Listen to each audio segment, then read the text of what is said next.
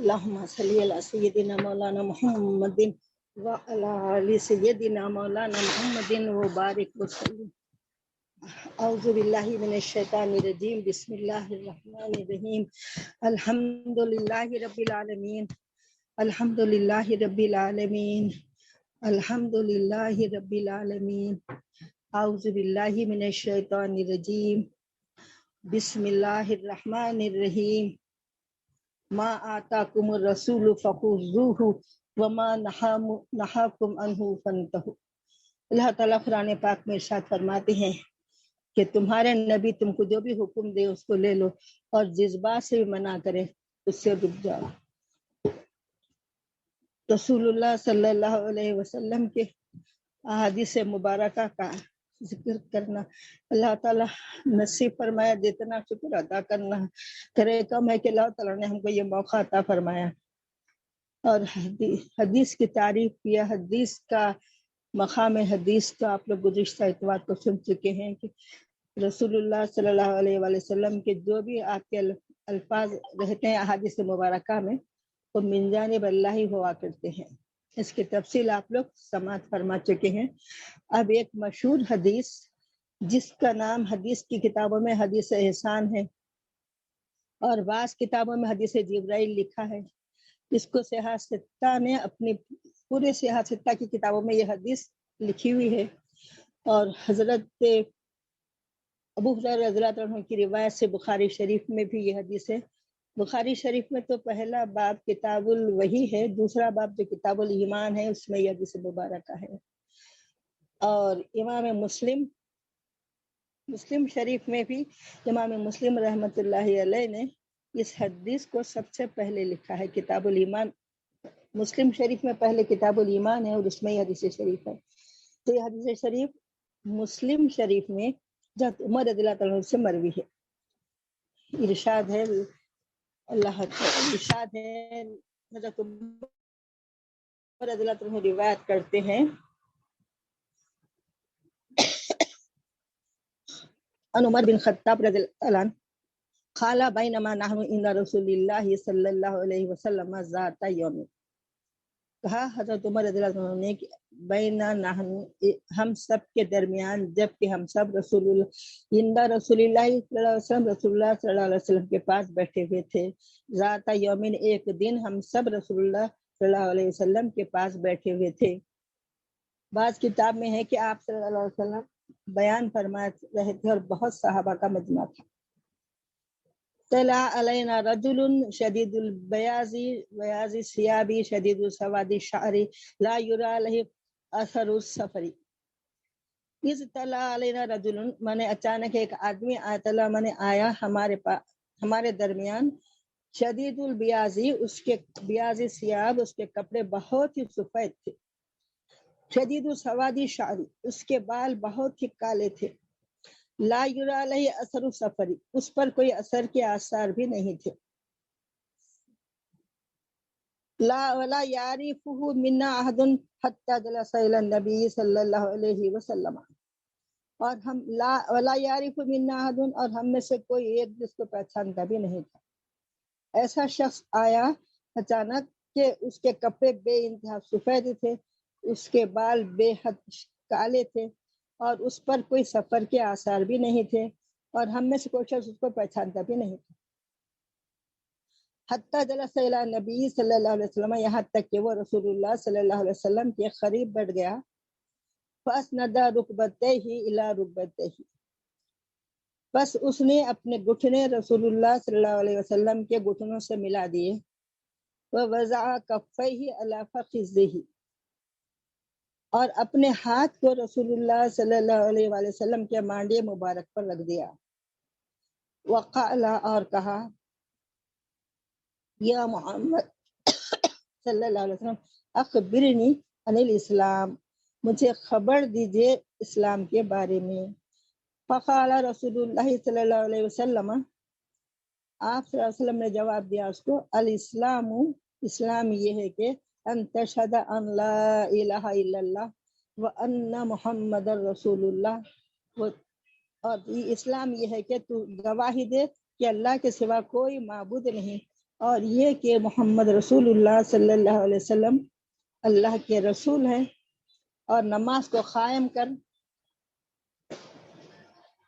وتوتی زکوٰۃ اور زکوٰۃ ادا کرتا رہے، وتصوم رمضان اور رمضان کے روزے رکھ، والحج البیت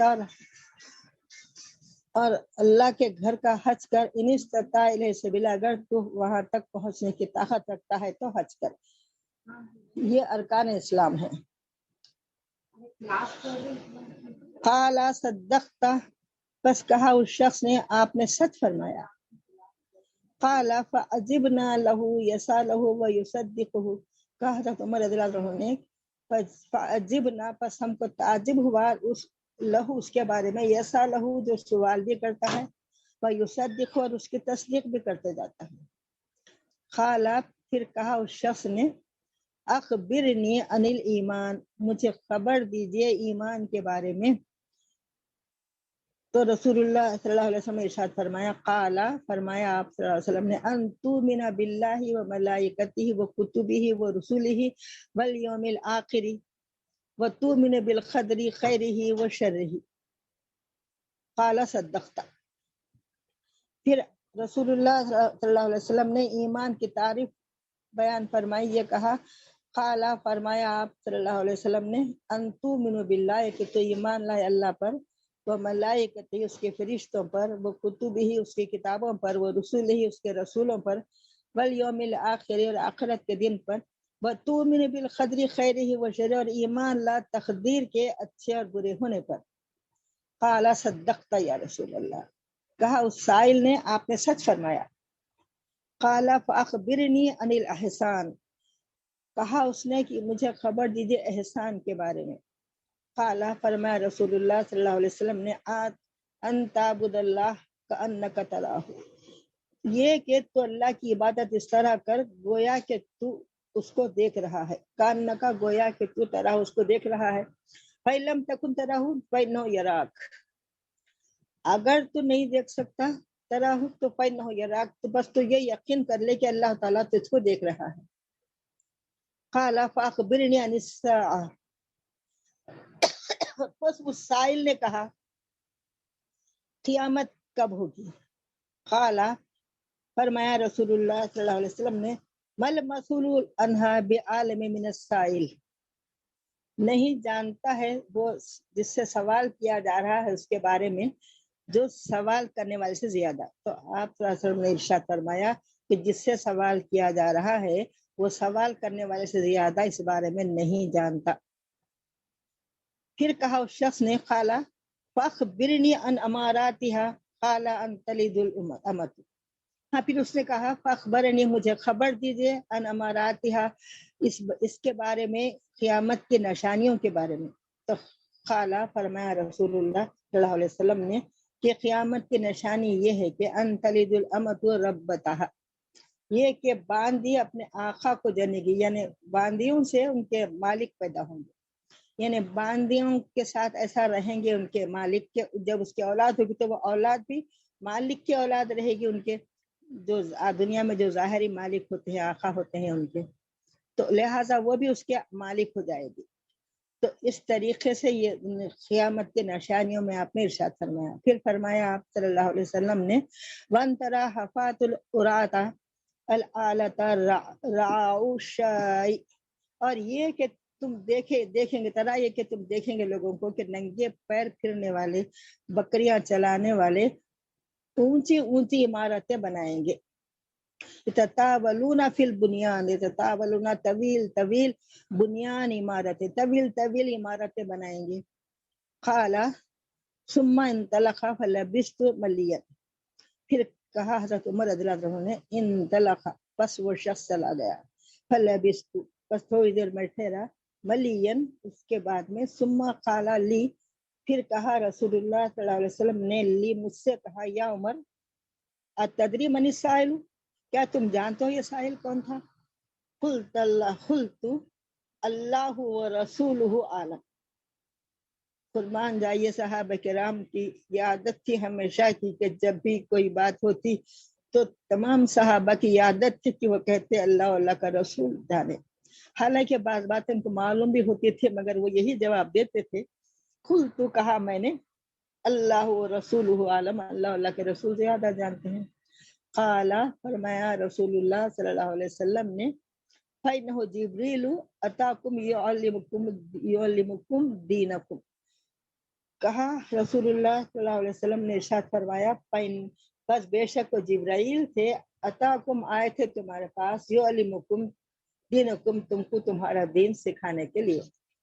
یہ حدیث شریف مسلم شریف سے روایت کرنے کے سعادت حاصل کی گئی ہے۔ اب اس کا ترجمہ سماعت فرمائیے سلسلے وار، تاکہ بات اچھی طرح سے سمجھ میں آ جائے، سلسلے وار ترجمہ سماعت فرمائیے۔ حضرت عمر بن خطاب رضی اللہ عنہ سے روایت ہے کہ ہم ایک دن رسول اللہ صلی اللہ علیہ وسلم کی خدمت میں حاضر تھے۔ اس وقت مجلس مبارکہ میں صحابہ کا ایک مجمع تھا اور رسول اللہ صلی اللہ علیہ وسلم ان سے خطاب فرما رہے تھے۔ اچانک ایک شخص سامنے سے نمودار ہوا جس کے کپڑے نہایت ہی سفید تھے اور بال بہت ہی سیاہ تھے، اور اس شخص پر سفر کا کوئی اثر بھی معلوم نہیں ہوتا تھا، جس سے یہ خیال ہوتا کہ یہ کوئی مسافر ہے، اور اسی کے ساتھ یہ بات بھی تھی کہ ہم میں سے کوئی اس کو پہچانتا بھی نہیں تھا، جس سے یہ خیال ہوتا تھا کہ کوئی باہری آدمی ہے۔ تو یہ شخص حاضرین کے حلقے میں سے گزرتا ہوا آیا، یہاں تک کہ رسول اللہ صلی اللہ علیہ وسلم کے سامنے آ کر دو زانوں اس طرح بیٹھ گیا کہ اپنے گھٹنے رسول اللہ صلی اللہ علیہ وسلم کے گھٹنوں سے ملا دیے، اور اپنے ہاتھ رسول اللہ صلی اللہ علیہ وسلم کے ہاتھ مانڈی پر رکھ دیے اور کہا، یا محمد صلی اللہ علیہ وسلم، مجھے بتائیے کہ اسلام کیا ہے۔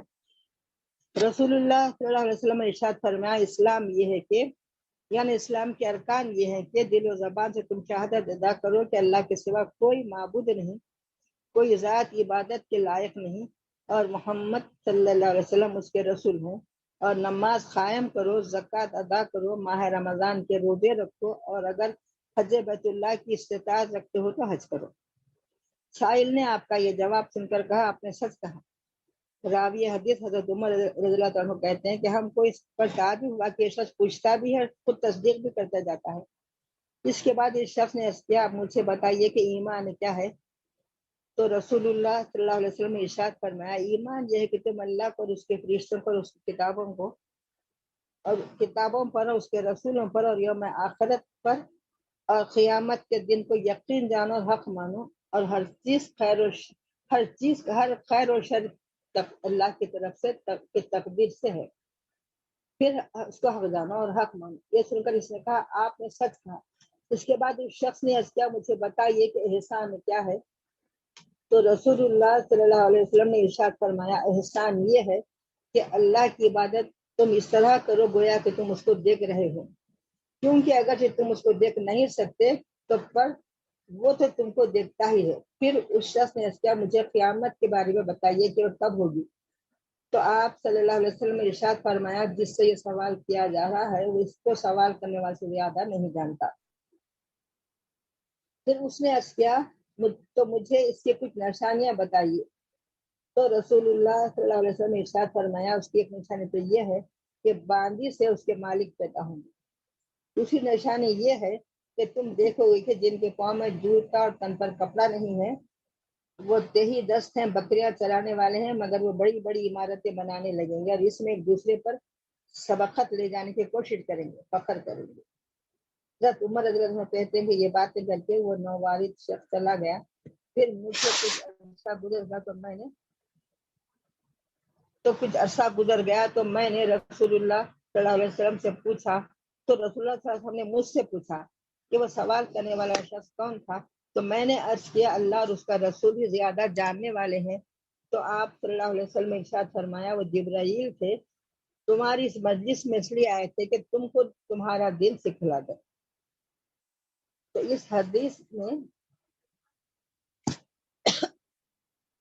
3 باتوں کا سوال تھا، ایک تو اسلام کیا ہے، دوسرا ایمان کیا ہے، تیسرا احسان کیا ہے۔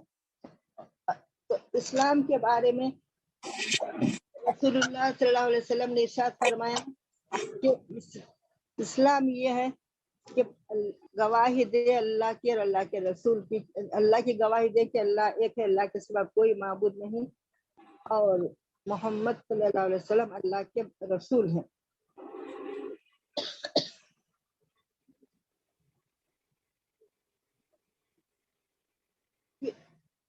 تو خاتم الانبیاء رسول اللہ صلی اللہ علیہ وسلم کے ذریعے اللہ تعالیٰ کی طرف سے اسلام کا جو آخری مکمل دستور ہمارے پاس آیا ہے، اس میں توحید خدا بندی اور رسالت محمدی کی شہادت ہے، اور اس کے بعد نماز، زکوٰۃ، روزہ اور حج بیت اللہ کو ارکان اسلام قرار دیا گیا ہے۔ دوسری حدیث میں وارد ہوا ہے بنی الاسلام علی خمس شہادت، اسلام کی بنیاد 5 چیزوں پر ہے۔ بہرحال یہ 5 چیزیں جن کو آپ یہاں ارشاد فرمایا ہے، اسلام کے جواب میں بیان فرمایا ہے۔ ارکان یہی ہے، وہ اسلام کے لیے اسی واسطے اس حدیث میں انہی کے ذریعے اسلام کا تعارف کرایا گیا ہے۔ اور اس کی حقیقت یہ ہے، تمام چیزوں کی حقیقت کو جو اللہ کے پیغمبر اللہ کی طرف سے لائے ہیں تصدیق کی جائے اور ان کو حق مان کر قبول کیا جائے۔ لیکن اس سب چیزوں کی پوری تفصیل معلوم ہونے کے لیے پہلے یہ ہے کہ ایمان کے لیے اجمالی تصدیق بھی کافی ہے، البتہ کچھ خاص اہم بنیادی چیزیں بھی ہے کہ ایمان کے دائرے میں آنے کے لیے تصدیق تعین کی ضروری ہے۔ چنانچہ حدیث کے تشریح میں ایمان سے متعلق سوال کے جواب میں جن امور کا ذکر فرمایا گیا ہے، یعنی اللہ پر ایمان، ملائکہ پر ایمان، اللہ کی کتابوں پر ایمان، اللہ کے رسولوں پر ایمان، اللہ کے فرشتوں پر ایمان، آخرت کے دن پر ایمان اور تقدیر پر ایمان، بھلا اور برا، خیر و شر سب اللہ تعالیٰ کی طرف سے ہے، یہ ایمان تعریفیں ہیں، وہی اہم بنیادی امور ہے جن پر تعین کے ساتھ ایمان آنا ضروری ہے۔ اسی واسطے رسول اللہ صلی اللہ علیہ وسلم نے ان کا ذکر صراحتاً اور تعین کے ساتھ فرمایا۔ قرآن پاک میں بھی ایمانی امور تفصیل اور تعین کے ساتھ مذکور ہے، جیسا کہ سورہ بقرہ کے آخری رکوع میں ہے، آمن الرسول بما انزل الیہ من ربہ والمؤمنون کل آمن باللہ وملائکتہ وکتبہ ورسلہ۔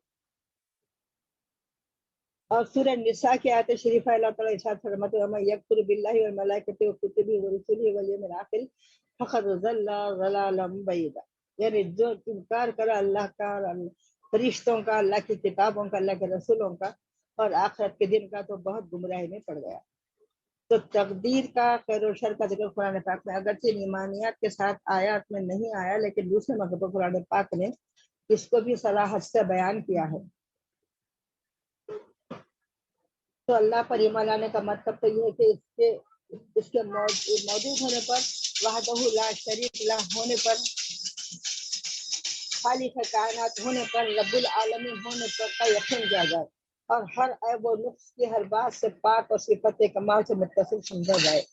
ملائکہ پر ایمان لانے کا یہ ہے کہ مخلوق میں ایک مستقل قسم ہے مخلوق کی، ان کے وجود کو حق مانا جائے، یہ اللہ کی نوری مخلوق ہے، اور یقین کیا جائے کہ اللہ کی ایک پاکیزہ اور محترم مخلوق ہے، اس کے بارے میں قرآن میں ہے بل عباد مکرمون، اس میں شر اور شرارت اور عصیان بغاوت کا عنصر ہی نہیں ہے، بلکہ ان کا کام صرف اللہ کی بندگی اور اطاعت کرنا ہے۔ لا یعصون اللہ ما امرهم ویفعلون ما یؤمرون، لا یعصون اللہ، و نہیں نافرمانی کرتے اللہ تعالیٰ کے، ما امرهم کسی حکم کے، ویفعلون ما یؤمرون، اور کرتے ہیں جس بات کا ان کو حکم دیا جاتا ہے، اور ان کے متعلق ان کی ڈیوٹیاں مقرر ہیں جن کو بخوبی انجام دیتے ہیں۔ اللہ کی کتاب پر ایمان لانے کا مطلب یہ ہے کہ یقین کیا جائے کہ اللہ پاک نے اپنے رسولوں کے ذریعے وقتاً فوقتاً ہدایت نامے بھیجے ہیں، ان میں سب سے آخری اور سب سے اہم جو کتاب ہے وہ سب کا جو خاتمہ، جس کا خاتمہ قرآن مجید ہے، جو پہلی سب کتابوں کی تصدیق بھی کرتی ہے، اور یہ آخری کتاب ہے چونکہ وہ کتاب محفوظ نہیں رہی، اس لیے صرف اسی کتاب کی ہدایت اور اس کا حکم چلے گا آخر تک۔ اللہ کے رسولوں پر ایمان لانا یہ ہے کہ اس واقعی حقیقت کا یقین کیا جائے کہ اللہ نے اپنے بندوں کی ہدایت اور رہنمائی کے لیے وقتاً فوقتاً مختلف علاقوں میں اپنے برگزیدہ بندوں کو اپنی ہدایت اور اپنی رضامندی کا دستور دے کر بھیجا ہے۔ انہوں نے اپنی پوری امانت اور دیانت کے ساتھ اللہ کا پیغام بندوں تک پہنچا دیا اور لوگوں کو راہ راست پر لانے کی پوری کوشش کی۔ یہ سب پیغمبر اللہ تعالیٰ کے برگزیدہ اور صادق بندے تھے، ان میں سے چند کے نام اور کچھ حالات قرآن میں بھی ذکر کیے گئے ہیں۔ اس سلسلے نبوت رسالت کو حضرت محمد صلی اللہ علیہ وسلم پر ختم کر دیا گیا، آپ خاتم الانبیاء اور خدا کے آخری رسول ہیں، اور اب قیامت تک کوئی نبی پیدا ہونے والا نہیں۔ انسانوں کے لیے نجات فلاح آپ ہی کی اتباع میں ہے اور آپ ہی کی ہدایت کی پیروی کرنے میں ہے، صلی اللہ علیہ وآلہ وسلم۔ اور ایمان بالیوم الآخر یہ ہے کہ اس حقیقت کا یقین کیا جائے کہ دنیا ایک دن قطعی طور پر فنا کر دی جائے گی، اور اس کے بعد اللہ تعالیٰ اپنی خاص قدرت سے پھر سارے مردوں کو جلائے گا، اور یہاں جس نے جیسا کچھ کیا ہے اس کے مطابق اس کو سزا یا جزا ملے گی۔ کیونکہ دین مذہب سارے نظام کی بنیاد اس حیثیت سے جزا سزا کی ہی کے عقیدے پر ہے۔ اگر آدمی اس کا قائل نہ ہو تو پھر وہ کسی دین مذہب اور اس کی تعلیمات کو ماننے اور پر عمل کرنے کی ضرورت کا قائل نہ ہوگا۔ اس لیے مذہب میں خواہ انسانوں کا خود ساختہ ہو یا اللہ کا بھیجا ہو، جزا و سزا کو بطور بنیادی عقیدہ کے تسلیم کرنا ہے۔ پھر انسانی دماغوں کے بنائے ہوئے تمام مذاہب کی شکل وہ الگ ہے۔ خیر، اور اس کے بعد ایمان بالقدر یہ ہے کہ اس بات پر یقین لایا جائے اور مانا جائے کہ دنیا میں جو کچھ بھی ہو رہا ہے، خواہ وہ خیر ہو یا شر، وہ سب اللہ کے حکم سے ہے اور اس کی مشیت سے ہے، جس کو پہلے ہی طے کر چکا ہے۔ احسان یہ ہے۔ اسلام اور ایمان کے بعد سائل نے تیسرا سوال رسول اللہ صلی اللہ علیہ وسلم سے احسان کے متعلق کیا۔ مل احسان یعنی احسان کی حقیقت کیا ہے؟ تو یہ احسان بھی ایمان اسلام کی طرح خاص دینی اور بالخصوص قرآنی اصطلاح ہے، جس میں جیسا کہ اللہ تعالیٰ قرآن میں ارشاد فرماتے ہیں بلا من اسما وجہ للہ وهو محسن فله اجره عند ربه، کہ جس نے اللہ تعالیٰ کے سامنے اپنے کو اللہ کے سپرد کر دیا، اللہ کے سامنے اپنی گردن ڈال دی، گویا کہ وہ مسلم ہے، اطاعت گزار ہے۔ اسلام کے معنی اللہ کے سامنے اپنی عاجزی کا اظہار کر کے اس کے سامنے اپنی گردن کو ڈال دینا ہے، پورا اس کے فرما بردار بن جانا ہے۔ اسی طرح دوسری جگہ فرمایا گیا کہ ومن احسن دینا ممن اسلم وجهه لله وهو محسن، اور اس سے اچھا دین میں کون ہو سکتا ہے جس نے اپنے کو خدا کے سپرد کر دیا اور ساتھ ہی وہ محسن یعنی صاحب احسان بھی ہے۔ اس کو یوں سمجھیے کہ غلام ایک تو اپنے آقا کے احکام کی تعمیل اس وقت کرتا ہے جبکہ وہ اس کے سامنے موجود ہے اور اس کو یقین ہے کہ مجھے دیکھ رہا ہے، اور ایک رویہ یہ ہوتا ہے، اس کا وقت ہوتا ہے کہ جو وہ آقا کی غیر موجودگی میں کوئی کام کرتا ہے۔ عموماً ان دونوں وقتوں کے طرز عمل میں فرق ہوتا ہے، اور عام طور پر یہی ہوتا ہے کہ جس قدر دل و ذہن کے ساتھ محنت اور خودکشی کے ساتھ وہ آقا کی آنکھوں کے سامنے کام کرتا ہے اس وقت، اور وہ آقا کے غیر موجودگی میں ویسا کام نہیں کرتا۔ یہی حال بندوں کا اپنے حقیقی مولا کے ساتھ یہ ہے، جس وقت بندہ یہ محسوس کرے کہ میرا وہ مولا حاضر و ناظر ہے، میرے ہر کام بلکہ میری ہر حرکت، ہر سکون کو وہ دیکھ رہا ہے، تو اس کی خاص کیفیت اور اس کی بندگی میں خاص شان ہوگی۔ اس وقت نہیں ہو سکتا جبکہ اس کا دل اس تصور اس کے احساس سے خالی ہو۔ تو احسان یہی ہے کہ اللہ کی بندگی اس طرح کی جائے گویا کہ وہ ہماری آنکھوں کے سامنے اور ہم اس کے سامنے ہیں اور وہ ہم کو دیکھ رہا ہے۔ یہی مطلب ہے اس حدیث کا جو رسول اللہ صلی اللہ علیہ وسلم نے ارشاد فرمایا، احسان اس کا نام ہے کہ تم اللہ کی بندگی اس طرح کرو گویا کہ اس کو دیکھ رہے ہو، کیونکہ اگرچہ تم اس کو نہیں دیکھ سکتے مگر وہ تو تم کو دیکھتا ہی ہے۔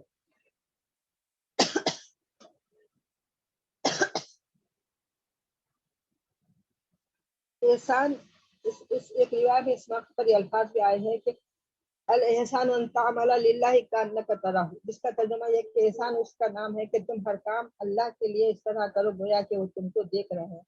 ان دونوں روایتوں سے یہ بات واضح ہوتی ہے کہ احسان کا تعلق صرف نماز ہی سے نہیں ہے، خالی نماز میں کیفیت احسان نہیں رہنا ہے بلکہ پوری، کیونکہ حدیث کے الفاظ ہیں کہ تو عبادت کرے، تو عبادت کے معنی بندگی کے معنی اللہ تعالیٰ کی بندگی کے اور عبادت کے اصل معنی فرما برداری کے ہیں، صرف نماز کے نہیں ہے۔ تو لہٰذا اللہ تعالیٰ کی فرما برداری اس طرح کرے کہ اس کے فرما برداری میں یہ تصور ہو کہ اس کے مواقع سے آخرت ڈرا جائے اور اس کو خاطر مطلق جان کر کے وہ ہماری ہر حرکت اور سکون کو دیکھ رہا ہے، اس طریقے سے عبادت کی جائے۔ پھر قیامت کے بارے میں جو سوال کیا گیا تھا، فخبر الرسالہ کہ مجھے قیامت کے بارے میں بتائیے، تو آپ نے شاید فرمایا تھا کہ بولنے والا سوال کرنے والا سے زیادہ نہیں جان سکتا، تو اس سے زیادہ علم نہیں ہے، یعنی قیامت کے وقت خاص کا علم جس طرح سائل کو نہیں مجھے بھی نہیں۔ اس حدیث سے حضرت ابو ہریرہ والی حدیث میں اس موقع پر یہ الفاظ ہیں کہ پانچ چیزیں ایسے جس کا علم اللہ کے سوا کسی کو نہیں ہے، جو قرآن شریف کے آیات شریفہ سے اس کا ثبوت ہے کہ پانچ چیزیں ایسی ہیں جس کو اللہ کے سوا کوئی نہیں جانتا. یعنی رسول اللہ صلی اللہ علیہ وسلم نے یہ فرمایا کہ قیامت کے بارے میں میرا علم سائل سے زیادہ نہیں ہے. تو پانچ چیزیں جس کے بارے میں صرف اللہ تعالیٰ ہی کو معلوم، اس کے سوا کوئی نہیں جانتا. تو پانچ باتوں کا ترجمہ یہ ہے کہ پہلا یہ ہے کہ بارش کب ہوگی، کہاں ہوگی، کتنی ہوگی. دوسرا ہے کہ کیا ہے. تیسرا ہے کہ انسان کل کیا کرے گا. تیسرا یہ ہے کہ کون سی زمین میں مرے گا، اور قیامت کب آئے گی. کل کیا کھائے گا اور وہ نہیں جانتا کل وہ کیا کرے گا، اور کون سی زمین میں مرے گا، اور قیامت کب آئے گی. ایک بات یہ ہے کہ ماں کے رحم میں کیا اللہ سے کوئی نہیں جانتا. تو اس کا ایک جواب یہ ہے، جیسا کہ لوگ اعتراض کرتے ہیں کہ آج کل اسکین کے ذریعے معلوم ہو جا رہا ہے کہ ماں کے رحم میں کیا ہے. وہ تو جب معلوم ہو رہا ہے جب کہ بچہ مکمل بن جاتا ہے، چوتھا مہینہ لگنے کے بعد، جب اسکین میں معلوم ہوتا ہے کہ کیا ہے. پھر آج کل گورنمنٹ آرڈر نہیں ہے، لوگ نہیں بتا رہے ہیں کہ بیٹا ہے یا بیٹی ہے، مگر اس وقت اس کے پہلے سے نہیں معلوم ہوتا. اللہ تعالیٰ ہی جانتے ہیں. اور اس کا اللہ تعالیٰ کے نہیں جاننے کا مطلب ہے کہ اس کے پیٹ میں کیا ہے. یعنی اس کے پیٹ میں نیک آدمی ہے یا بد آدمی ہے، گناہ گار ہے یا فرما بردار ہے، وہ کیسا ہے، وہ سب اس کے بارے میں مکمل معلومات اللہ تعالیٰ کے سوا کوئی بھی نہیں جان سکتا. اس کے بارے میں سوال سے نہیں. اس لیے کیا فرمایا کہ لوگوں کو معلوم ہو جائے کہ کس سائل اور کس مسئول کو بھی. اس کا مطلب یہ ہے کہ یہ جواب دینے کا مطلب یہ ہے کہ جس سے سوال کیا جا رہا ہے وہ سوال کرنے والے سے زیادہ نہیں جانتا. تو اس کا مطلب یہ ہے کہ کوئی بھی دنیا کا سائل اور کوئی دنیا کا مسئول بھی اس کا علم نہیں رکھتا سوائے اللہ کے. اور آیت قرآن کی تلاوت کر آپ نے اس کو اور زیادہ محکم فرما دیا. اور علامات قیامت میں جو بات سائل نے سوال کیا تھا، تو اس کے بارے میں یہ نشانیاں ہیں کہ آپ کو ارشاد فرمائے کہ جو خاص نشانیاں آپ نے بیان فرمائے. ایک کے باندھی اپنے آنکھوں کو پیدا کرے گی، دوسرے کے نادار اور ننگے بھوکے لوگ، بکریاں چرانے والے لوگ بڑی بڑی عمارتیں بنائیں گے. پہلی جو نشانی آپ نے بیان فرمائی، اس کا مطلب یہ ہوگا کہ آج کل ایسی نافرمانی دنیا میں ہو جائے. دوسری جو نشانی آپ نے بیان فرمائی، بھوکے ننگے بکریوں کو چرانے والے اونچے اونچے محل بنوائیں گے. تو یہ اشارہ اس طرف ہے قریب قرب قیامت دنیاوی دولت بالا تک عرضہ ہو جائے جب ہاتھوں میں آئے گے جو اس کے اہل نہ ہوں گے. بس جو اس کے اہل نہ ہوں گے وہی حکومت کے سردار بن کر ان کے ہاتھوں میں حکومت ہوگی، نہ اہل لوگوں کے ہاتھوں. اور حدیث شریف میں روایت ہے کہ یہ حدیث شریف رسول اللہ صلی اللہ علیہ وسلم کے عمر کے آخری حصے میں وہ یہ واقعہ حدیث جبرائیل کا پیش آیا جب کہ عمر شریف کا آخری حصہ تھا. گویا 23 سال کی مدت میں جس دن کی تعلیم مکمل ہوئی تھی، اللہ تعالیٰ کی رحمت نے چاہا کہ جبرائیل علیہ السلام کے ذریعے ان کے سوالات کے جوابات رسول اللہ صلی اللہ علیہ وسلم کے زبان مبارک سے ادا کیے جائیں، تاکہ پورے دن کا خلاصہ اور لب لباب بیان کرا کے صحابہ کے علم کی تکمیل کر دی جائے اور ان کو اس امانت امین بنا دیا جائے. تو واقعہ یہ ہے کہ یہ بندہ اپنے کو بالکل اللہ کا مطیع فرما بردار بنائے اور اس کی بندگی کو اپنی زندگی بنا لے. اسی کا نام اسلام ہے. اور ارکان اسلام کو دل سے تصدیق کریں. ارکان اسلام جو ہے تصدیق کرنا ہے اللہ تعالیٰ کی اور کہ وہ اس کے سوا کوئی معبود نہیں، اور رسول اللہ صلی اللہ علیہ وسلم آخری نبی ہے، یہ جاننا ہے. اور دوسرا یہ ہے کہ تمام پیغمبروں نے دعوت دی ہے، سب حق کے سب پر ایمان لانا ہے. عمل صرف ہماری کتاب قرآن پاک پر کرنا ہے. اللہ تعالیٰ کی ہستی کا استظہار ہر وقت. اصل احسان یہ ہے کہ اللہ تعالیٰ حاضر و ناظر تصور ہر وقت انسان کے دل و دماغ پر چھایا رہے. ایسی کیفیت نصیب ہو جائے کہ اس کے احکام کی تعمیر اور اس کی فرما برداری اور بندگی اس طرح ہونے لگے گویا وہ اپنے پورے جمال و جلال کے ساتھ اپنی ہماری آنکھوں کے سامنے ہے اور ہم کو دیکھ رہا ہے. اسی کیفیت و حال کا نام احسان ہے. اس لیے اس حدیث کو علماء نے ام السنہ بھی کہا ہے. جس طرح قرآن مجید کا تمام پورے قرآن کا اصل مختصر مجموع یہ ہے سورہ فاتحہ، جیسا کہ ام الکتاب اسی مضامین پر بالا ہونے کی وجہ سے سورہ فاتحہ کا نام ام الکتاب. اسی طرح حدیث اپنی جانے کا اسی صحیح مسلم کو مقدمے ان کے بعد اسی حدیث سے شروع کیا ہے. اللہم صلی علی سیدنا مولانا محمد وعلی آل سیدنا مولانا محمد وبارک وسلم.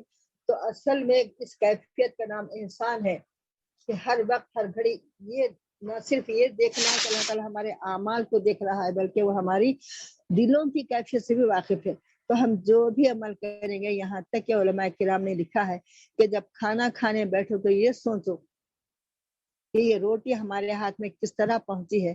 جیسا کہ ایک فارسی کا شعر ہے، ابر و ماہ و خورشید و فلک درکار اند تا تو نانے بکفاری شرط انصاف نہ باشد بغفلت نہ خوری.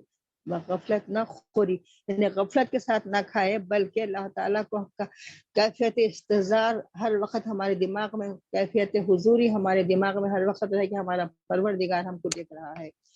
ہماری اعمال تو اعمال ہے، بلکہ ہماری دلوں کی کیفیت سے بھی ہمارا رب واقف ہے کہ ہمارے دل میں کس نیت سے وہ اعمال کیے جا رہے ہیں. ہم جو عمل کر رہے ہیں وہ کس نیت سے کر رہے ہیں. خاص اخلاص پاس اللہ تعالیٰ کی رضا کے لیے جو عمل ہوتا ہے وہ اللہ کے پاس مقبول ہوتا ہے. تو اس طریقے سے ہر وقت ہر گھڑی انسان کیفیت حضوری کو محسوس کرے کہ ہر وقت اس کے دل میں یہ خیال رہے ہر لمحہ کہ میرا رب مجھے دیکھ رہا ہے. تو اس کی بڑی فائدہ یہ ہے کہ انسان سے کوئی گناہ سرزد ہو ہی نہیں سکتا کہ اگر کوئی بندہ ہر وقت تصور میں یہ رہے کہ اللہ تعالیٰ مجھ کو دیکھ رہا ہے. یہ تصور اتنا غالب رہے. اس تصور کے غالب رہنے کا نام احسان ہے کہ ہر وقت وہ اللہ تعالیٰ کو حاضر اور ناظر جانے اور اس طریقے سے عبادت کرے گویا کہ اللہ تعالیٰ میرے سامنے موجود ہے اور مجھ کو دیکھ رہا ہے. تو اس طریقے سے عبادت کا نام احسان ہے. اس لیے اس حدیث شریف کو بہت سے محدثین نے اپنی کتاب میں تقریباً سیاستہ کے لکھا ہے. تمام سیاستہ کے محدثین نے اپنی اپنی کتاب میں اس حدیث کو لکھا ہے. اور اس حدیث کی خاص اہمیت یہ ہے کہ یہ پورے دین اسلام کا نچوڑ اس حدیث میں ہے کہ دین اسلام کے تمام تعلیمات کا نچوڑ اس حدیث مبارکہ میں ہے. اللہ تعالی ہم سب کو ہمارے نبی محمد رسول اللہ صلی اللہ علیہ وسلم کی محبت کے ساتھ تمام اعمال کی فرما برداری کرنا نصیب فرمائے. ہم کو اللہ کے فرما برداروں میں شامل فرمائے. جیسا کہ ایک شعر ہے، زندگی آمد برائے بندگی، زندگی بے بندگی شرمندگی. تو ہر وقت اللہ تعالیٰ کی حضور میں اپنے کو حاضر سمجھنے کا نام اصل یہ کیفیت کا نام احسان ہے. اور یہی اصل ایمان کی جان ہے کہ جب بندہ اپنے رب تعالیٰ پر یقین کامل رکھتے ہوئے یہ تصور ہے کہ میرا رب مجھے دیکھ رہا ہے، یہی اصل ہے. اللہ تعالیٰ ہم سب کو یہ کیفیت نصیب فرمائے. جو کیفیت احسان ہے وہ کیفیت اللہ تعالیٰ ہم سب کو نصیب فرمائے. ہم سب کا خاتمہ ایمان پہ فرمائے اور ہم کو ہمارے آقا محمد رسول اللہ صلی اللہ علیہ وسلم کے تمام فرامین کو پڑھنے، سننے، سنانے اور عمل کرنے کی توفیق عطا فرمائے. وآخر دعوانا الحمدللہ رب العالمین. اللہم انی اسألک حبک وحب من یحبک وحب حبیبک محمد رسول اللہ صلی اللہ علیہ وآلہ وسلم وسلم. اللہم ارزقنی شہادتنا فی سبیلک وجل موتنا فی بلد حبیبک. اللہم صلی علی سیدنا مولانا محمد وعلی آل سیدنا مولانا محمد وبارک وسلم.